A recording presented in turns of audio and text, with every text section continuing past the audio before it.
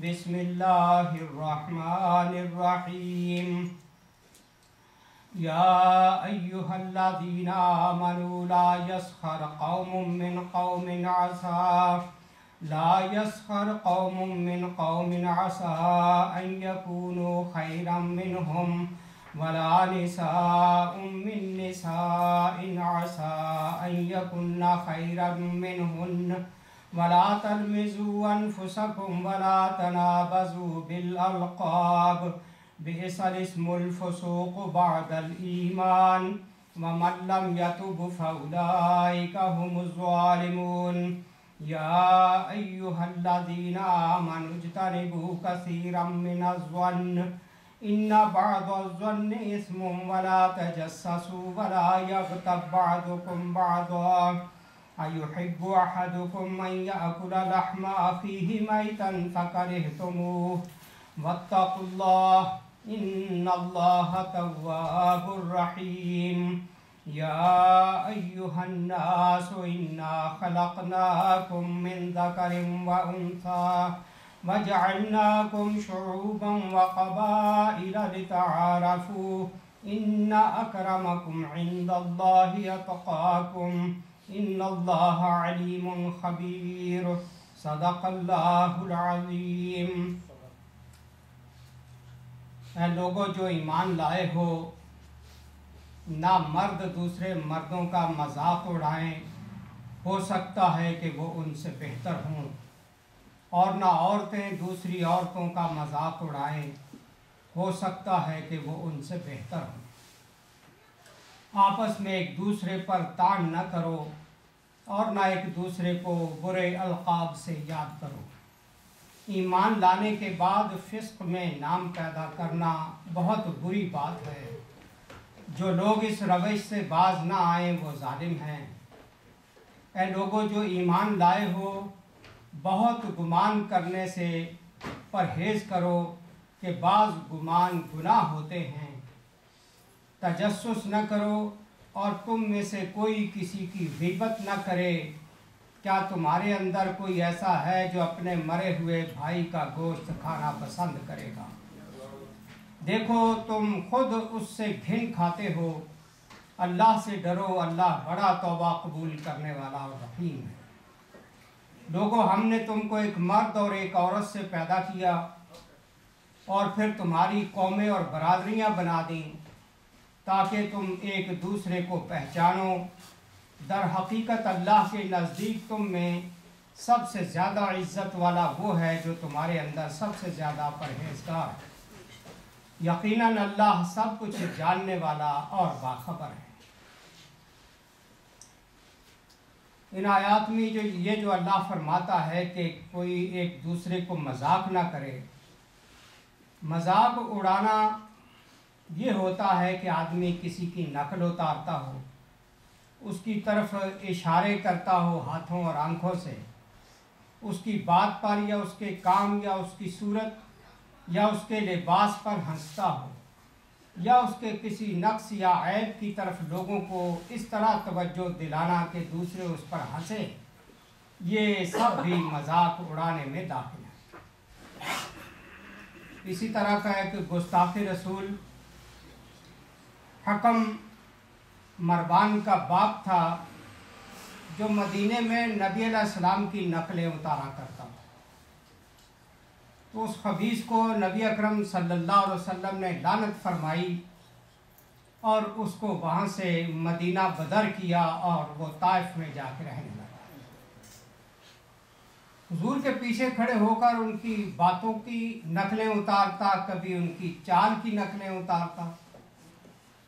تو اس طرح کا خبیث آدمی تھا تو واجب القتل، کیونکہ توہین رسالت کوئی معمولی جرم نہیں ہے۔ لیکن نبی علیہ السلام چونکہ رحمت للعالمین تھے، انہوں نے بس اسی پر اکتفا کیا کہ اس پہ لعنت فرمائی اور اسے مدینے سے نکال دیا گیا۔ اسی طرح لوگوں کو مذاق اڑانے کا مفہوم یہ بھی ہوتا ہے آدمی دوسروں پر چوٹیں کرتا ہے، بات بات میں پھپتیاں کستا ہے، الزام لگاتا ہے، اعتراض کرتا ہے۔ عیب تلاش کرتا ہے اور کھلم کھلا زیر لب اشاروں سے کسی کو نشانہ ملامت بناتا ہے، یہ سارے فعل برے ہیں جن سے اللہ تعالیٰ اس قرآن میں منع فرما رہا ہے۔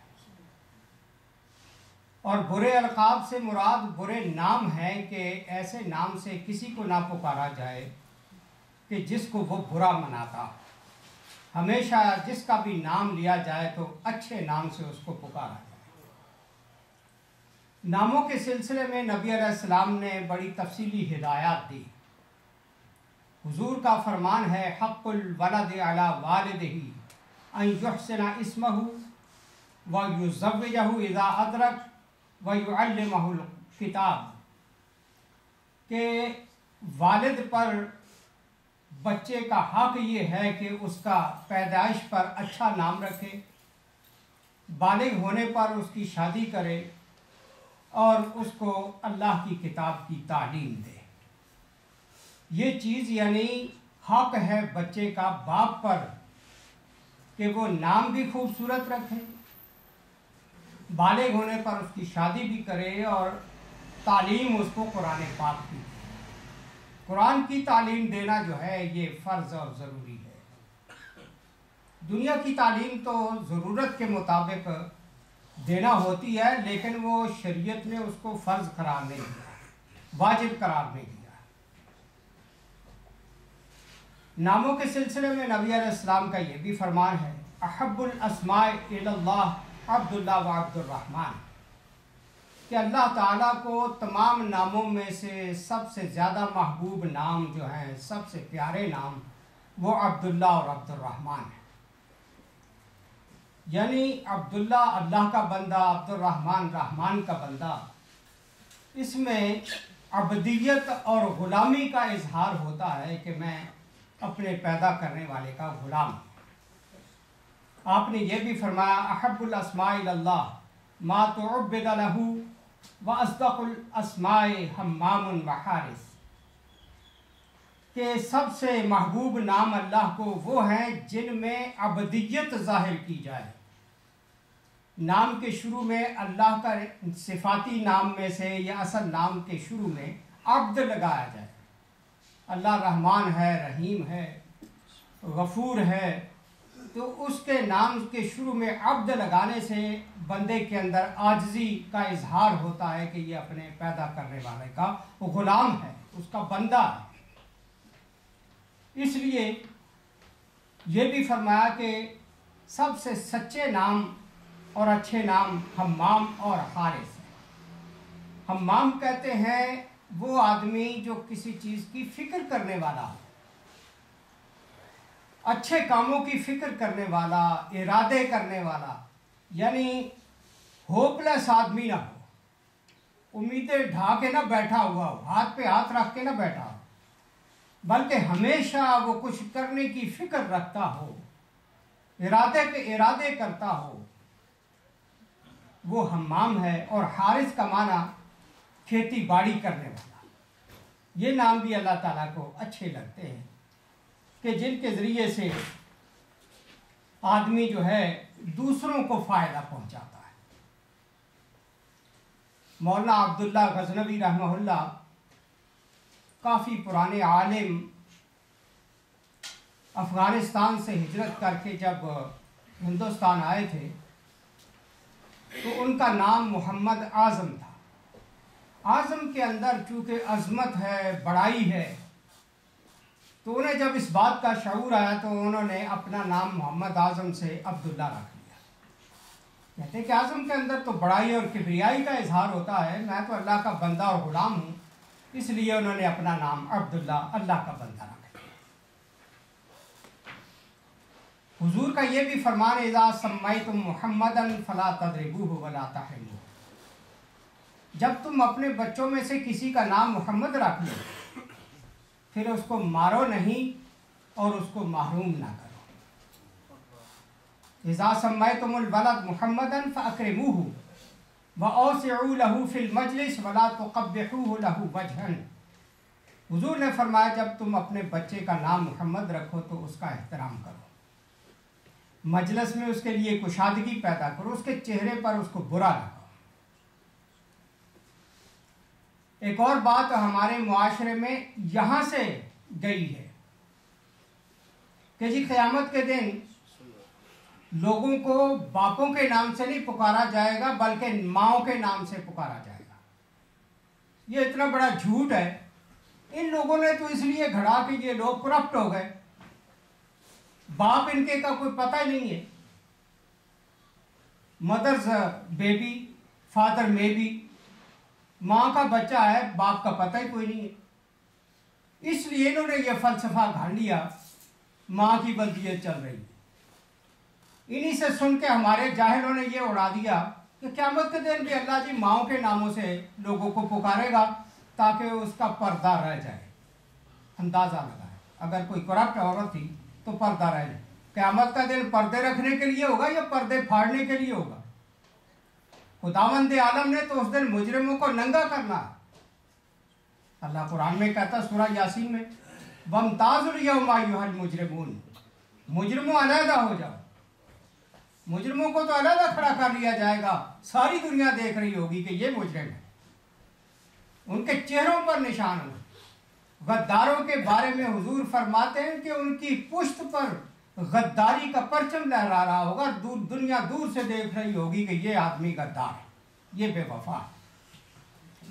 حضور صلی اللہ علیہ وسلم نے فرمایا، ابو داؤد شریف کی یہ حدیث ہے، انکم تدعون یوم القیامہ باسمائکم، قیامت کے دن تم اپنے ناموں سے پکارے جاؤ گے، واسماء آبائکم، اور اپنے باپوں کے نام سے پکارے جاؤ گے، فاحسنوا اسماءکم، لہٰذا اپنے نام اچھے رکھا کرو۔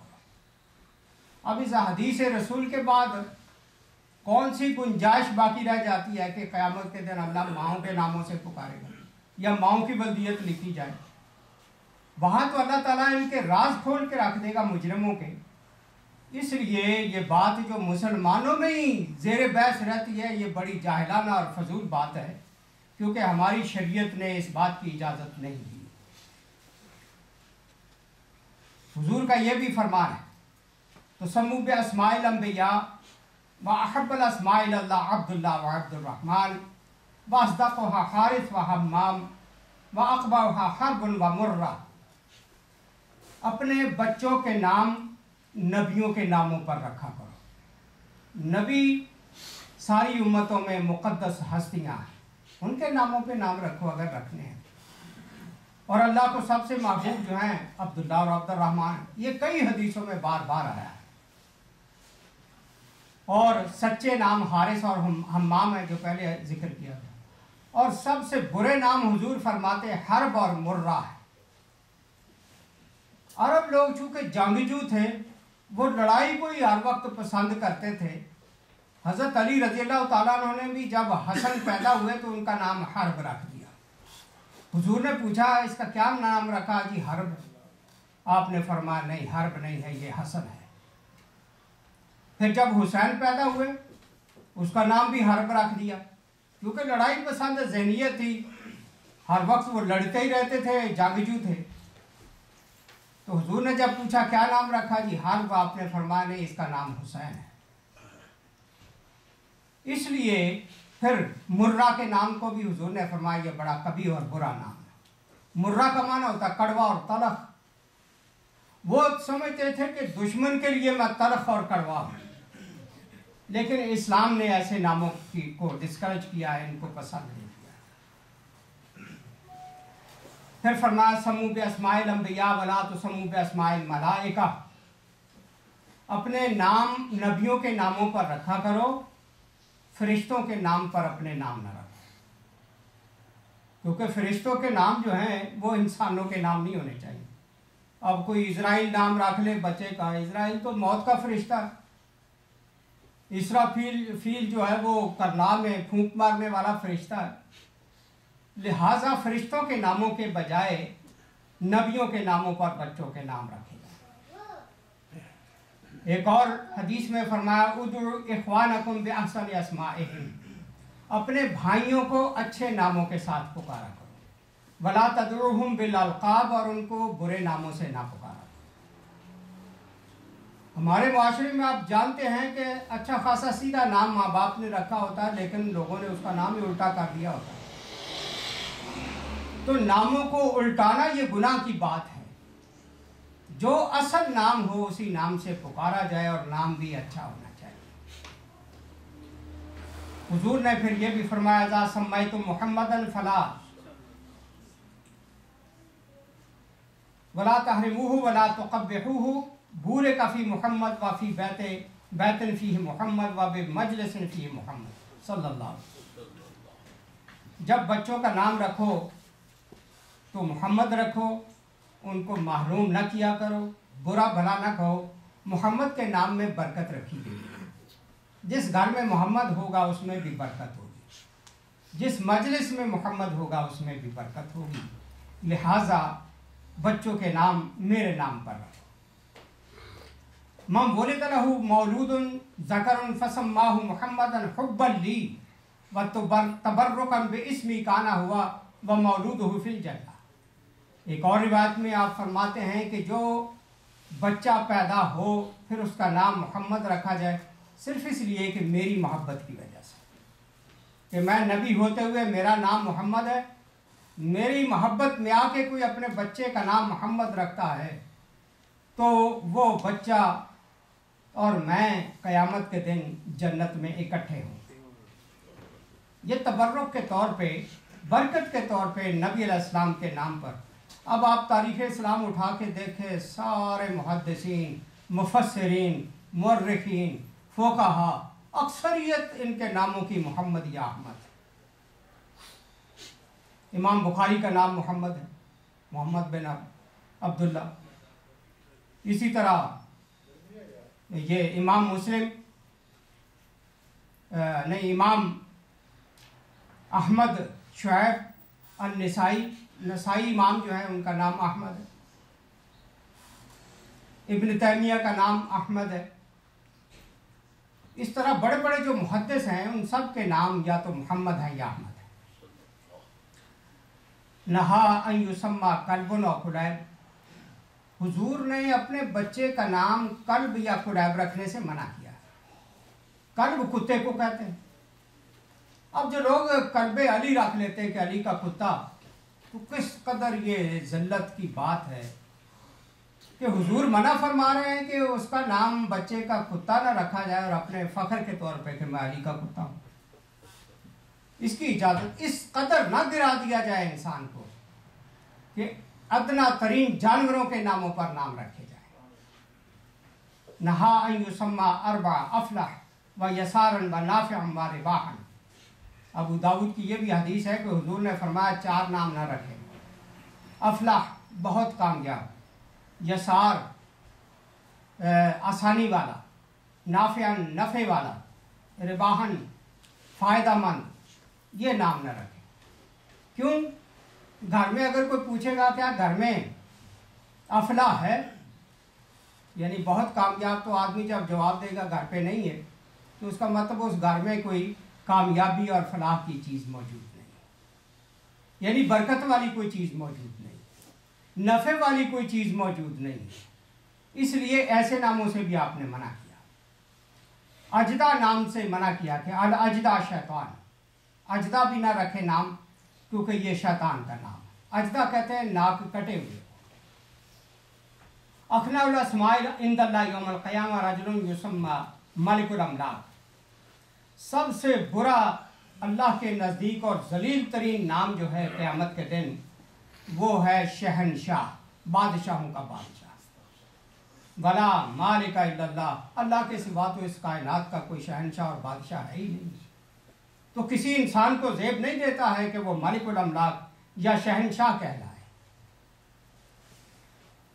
اشتد غضب اللہ علی من زعم انہ ملک الاملاک. اللہ کو اس بات پر شدید غصہ آتا ہے جب کوئی آدمی یہ دعویٰ کرے کہ میں شہنشاہ ہوں، میں کنگ ہوں، میں بادشاہوں کا بادشاہ ہوں. کنگ اور بادشاہ صرف اللہ تعالیٰ کی ذات ہے. مفتی اعظم سعودی عرب شیخ بن باز رحمہ اللہ وفات پا گئے، اللہ کی کروڑوں رحمتیں ان پر ہوں. ان سے کسی نے پوچھا جب شاہ خالد حکمران تھے سعودیہ میں کہ جی یہ جو جلالت الملک لکھتے ہیں بادشاہ لوگ ہمارے، یہ شریعت میں جائز ہے تو مفتی اعظم بغیر کسی خوف کے کہتے ہیں کہ شریعت میں جائز نہیں. شاہ خالد کو پتہ چلا تو وہ احترام کرتے تھے مفتی صاحب کا. انہوں نے پوچھا کہ پھر جی ہم کیا, لوگ ہمارے لیے لکھ دیتے جلالت الملک, تو ہم کیا نام رکھیں, لقب کیا رکھیں؟ تو مفتی اعظم نے فرمایا کہ آپ لوگ خادم الحرمین شریفین رکھا کریں. اس وقت سے یہ خادم الحرمین شریفین یہ اپنے نام کے ساتھ, ورنہ یہ شہنشاہ اور کنگ اور ملک الاملاک کہلاتے تھے, جلالت الملک کہلاتے تھے. اس لیے بندہ جو ہے خدا کا جتنا بھی دنیا میں بڑے مرتبے پا جائے, بلاخر خدا کے سامنے یہ انتہا درجہ کا عاجز ہے. عاجزی کے ساتھ اس کو زندگی گزارنی چاہیے. آپ نے فرمایا وَلَا تُسَمِّ عَبْدَ الْعُزَّى وَسَمِّ عَبْدَ اللَّهِ, بچے کا نام عبد العزیٰ نہ رکھو. عزیٰ بت تھا ان کا, مشرکین مکہ کا, تو وہ عزیٰ کا بندہ, عزیٰ کا غلام ظاہر کرتے تھے. ان کے کئی نام ایسے تھے.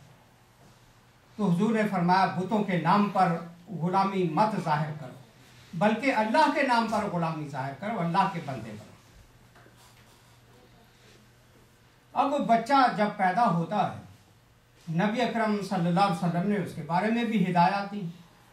کلو غلام رہینۃ بعقیقتہ, ہر بچہ جب پیدا ہوتا ہے تو وہ اپنے عقیقے کے اندر مرہون ہوتا ہے, یعنی اس کا عقیقہ کرنا ضروری ہے. تذبح عنہ یوم سابعہ, 7ویں دن اس کے بچے کی طرف سے عقیقہ کیا جائے, جانور ذبح کیا جائے. وَيُحْلَقُ رَأْسُهُ, 7ویں دن اس کے سر کے بال بھی صاف کیے جائے. وَيُسَمَّى, اور 7ویں دن اس کا نام بھی رکھا جائے. یہ 4 چیزیں نبی علیہ السلام نے 7ویں دن بچے کے کرنے کی بتائی ہیں. یہ ابو داؤد شریف کی اور مسند احمد کی حدیث ہے, نسائی اور مستدرک کی حدیث. جب حضرت حسن پیدا ہوئے تو حضور نے اپنی بیٹی فاطمہ کو حکم دیا, یا فاطمہ احلقی راسہ وتصدقی بزنات شعرہ فضہ, کہ بیٹی اپنے اس بچے کا سر جو ہے بالوں سے صاف کرو, اور جتنے اس کے بالوں کا وزن ہے اس کے برابر چاندی صدقہ کرو. تو بچہ جب پیدا ہو اس کا سر صاف کر کے بالوں کے وزن کے برابر چاندی صدقہ کرنا, یہ بھی نبی علیہ السلام کی سنت. یعق عن الغلام ولا یمس راسہ بدم, بچے کی طرف سے جانور ذبح کیا جائے, عقیقہ کیا جائے, لیکن اس جانور کا خون اس کے سر پہ نہ ملا جائے. اب یہ جاہلیت کے لوگ ایسا ہی کرتے تھے کہ وہ جانور کا خون اس پہ ملتے تھے کہ یہ اب اس کے سر کا صدقہ ہو گیا ہے. اور یہ عیسائی لوگ جو یہ اپنے بچوں کو بیپتائز کرتے ہیں. ہمارے ہاں ذبح کر کے جانور کو عقیقہ کرتے ہیں. تو ان کی مشابہت سے بچانے کے لیے حضور نے فرمایا کہ خون مت لگاؤ اس کے ساتھ, بلکہ فرمایا کہ خون کی جگہ پر خوشبو لگاؤ, زعفران لگاؤ, کوئی اچھی چیز لگاؤ جس سے خوشبو آئے.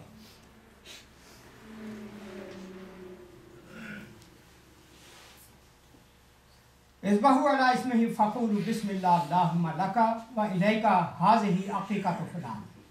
حضرت عائشہ سے روایت ہے کہ جب جانور ذبح کرو بچے کے عقیقے کا تو اس پر اللہ کا نام لو. یہ جملہ پڑھو, بسم اللہ اللہم لک, اللہ کے نام پر, اے اللہ یہ تیرے لیے ہے, و الیک, تیری طرف سے ہے, ھذہ عقیقۃ فلان, یہ میرے فلاں بچے کا عقیقہ ہے. یہ جملے جو ہیں ادا کرنا یہ مسنون ہے. اسی طرح بچے کا ختنہ کرنا یہ بھی اسلام کے اندر ضروری قرار دیا گیا. اختتن ابراہیم وہو ابن 80 سنہ بالقدوم, ابراہیم علیہ السلام نے 80 سال کی عمر میں اپنا ختنہ کیا تھا. 80 سال کی عمر جب حکم ہوا اللہ کی طرف سے, تو اس وقت سے لے کر آج تک یہ سنت ابراہیمی ہے بچے کا ختنہ کرنا.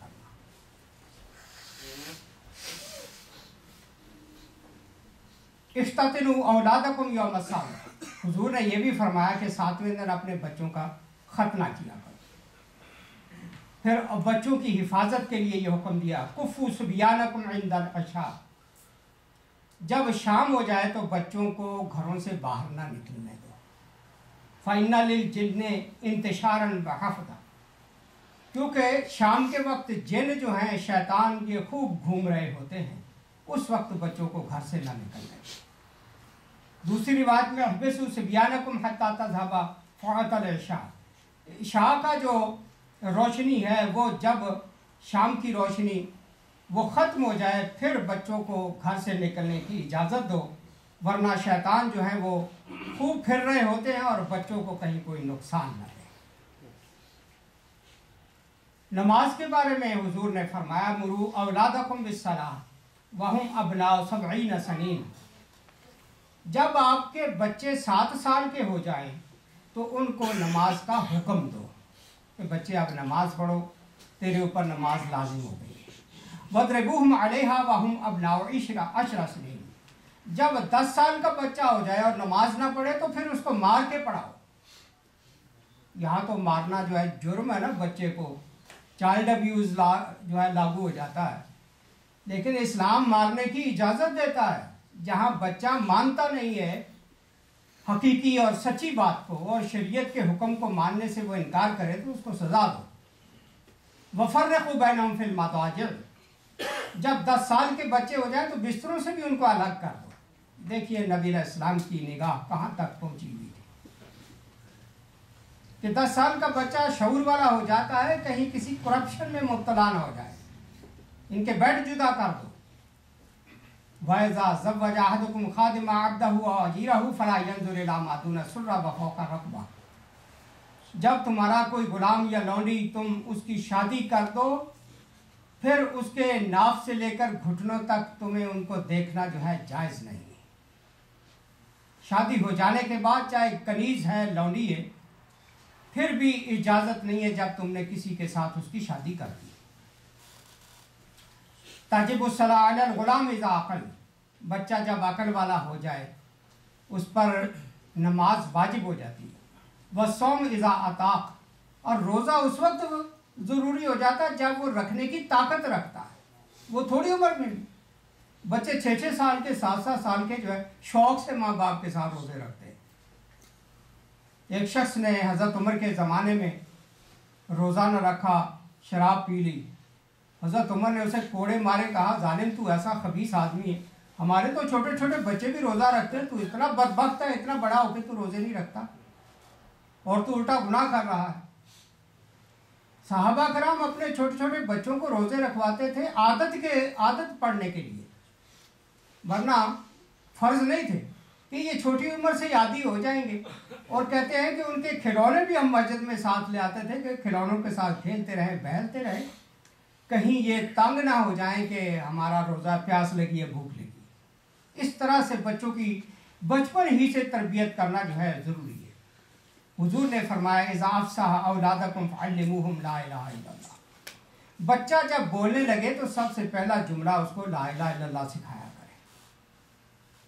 کوئی گانے کے بول مت سکھائیں پیدائشی طور پر، بلکہ ان کو لا الہ الا اللہ سکھائیں. اور فرمایا افتحوا علی صبیانکم اول کلمہ لا الہ الا اللہ ولقنوہم عند الموت لا الہ الا اللہ، جب بچہ بولنے لگے تو اس وقت بھی لا الہ سکھاؤ، جب آدمی دنیا سے رخصت ہو رہا ہو فوت ہو رہا ہو اس وقت بھی اس کو لا الہ کی تلقین کرو. یعنی دنیا میں آتے وقت بھی اس کے کان میں لا الہ پڑے، دنیا سے جاتے وقت بھی اس کے کان میں لا الہ کی آواز پڑے.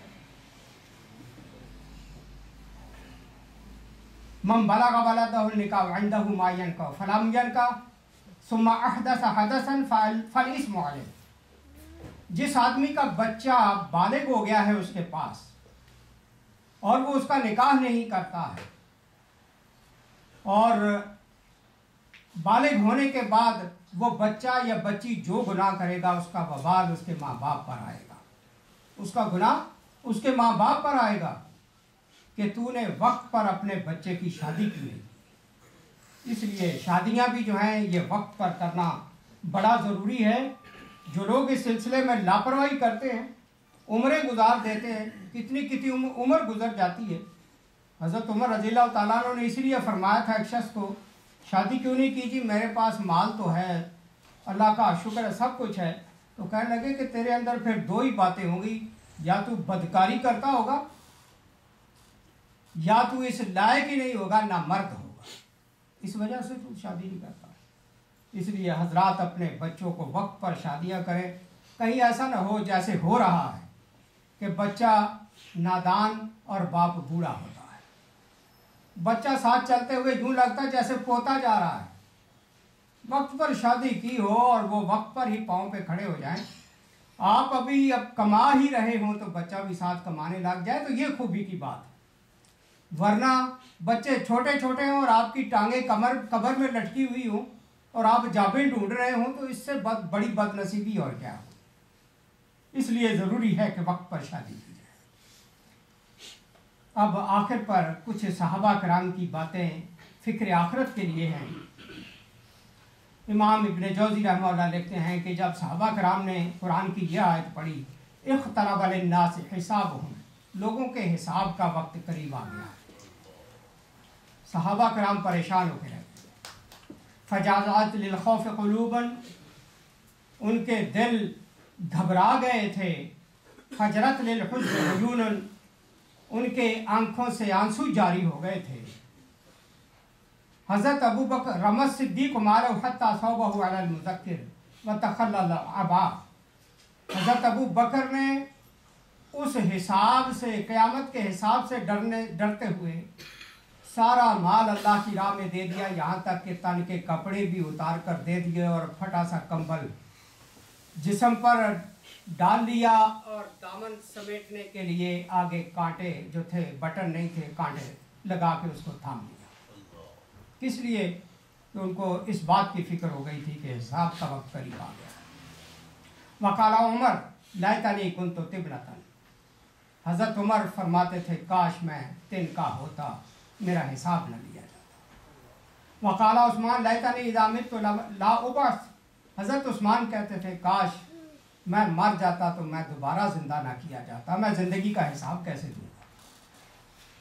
صاح علی بالدنیا، حضرت علی رضی اللہ تعالیٰ عنہ دنیا کو دیکھ کے چیخ اٹھے، طلقتک ثلاثا لا رجعت لی فیک، میں نے اے دنیا تجھے 3 طلاقیں دے ڈالی ہیں، اب تو رجوع کی بھی میں نے گنجائش نہیں چھوڑی کہ میں دوبارہ تیری طرف رجوع کروں گا۔ یہ کیفیت تھی صحابہ کرام۔ قال ابو الدرداء لیتنی کنت شجرۃ تعضد، حضرت ابو الدرداء پکار اٹھے کاش میں کوئی درخت ہوتا جس کو کاٹ لیا جاتا اور اس کو جلا دیا جاتا، مجھے دوبارہ زندہ کر کے حساب نہ لیا جاتا۔ وقال عمران بن حسین لیتنی کنت رمادا، عمران بن حسین کہتے کاش میں جل کے راکھ ہو جاتا، مجھے دوبارہ زندہ نہ کیا جاتا۔ حضرت عمر رضی اللہ تعالیٰ عنہ وفات کے وقت فرماتے ہیں الویل لعمر ان لم یغفر لہ، عمر تیرے لیے بڑی تباہی ہے اگر تجھے بخشا نہ گیا۔ کس قدر فکر ہے ان لوگوں کی یہ باتیں یاد کر کے ہمیں اپنی بھی آخرت کی فکر کرنی چاہیے۔ ہم کس بات پہ غرور سے زندگی گزار رہے ہیں اور فکر ہی نہیں ہے کہ مرنے کے بعد ہمیں بھی کوئی حساب زندگی دینا۔ اتنے بڑے بڑے صحابہ جن کی نیکیوں کا کوئی شمار ہی نہیں، وہ اس قدر کانپ رہے ہیں کہ حساب کا وقت قریب آ گیا اور ہمیں کیسے حساب دینا ہے۔ اس لیے حضرات ہم تو ان کے مقابلے میں بڑے گناہ گار اور کمزور لوگ، ہمیں بھی اپنی آخرت کے حوالے سے جو اللہ کے سامنے کھڑے ہو کے حساب دینا ہے اس کی تیاری کی فکر کرنی چاہیے۔ زندگی جو ہے وہ ہزاروں سال لمبی نہیں ہے، بڑی ہی تھوڑی ہے، پتہ نہیں کس وقت اچانک ختم ہو جائے، اور ہو رہی ہے لوگوں کی، ہم اپنی آنکھوں سے دیکھ رہے ہیں۔ اس لیے اپنی موت کی ساتھ ساتھ تیاری کرتے رہیں۔ یہ دنیا کی پراپرٹی اور مال و دولت بھی بنتا رہے گا، لیکن آخرت کی بھی فکر کریں جدھر ہماری جو ہے منزل موجود ہے اور تیزی کے ساتھ ہم اس طرف جا رہے ہیں، قبر کی طرف ہمارا سفر تیزی سے جاری ہے۔ یہ دنیا جس کو بنانے کی فکر میں ہے، اس طرف تو ہماری پشت ہے، یہ تو پیچھے ہے، ہم آگے جا رہے ہیں، تو آگے کی فکر کرنی چاہیے جہاں ہماری منزل ہے۔ اللہ ہمیں اس کی زندگی بھر توفیق نصیب کرے۔ وآخر دعوانا الحمدللہ۔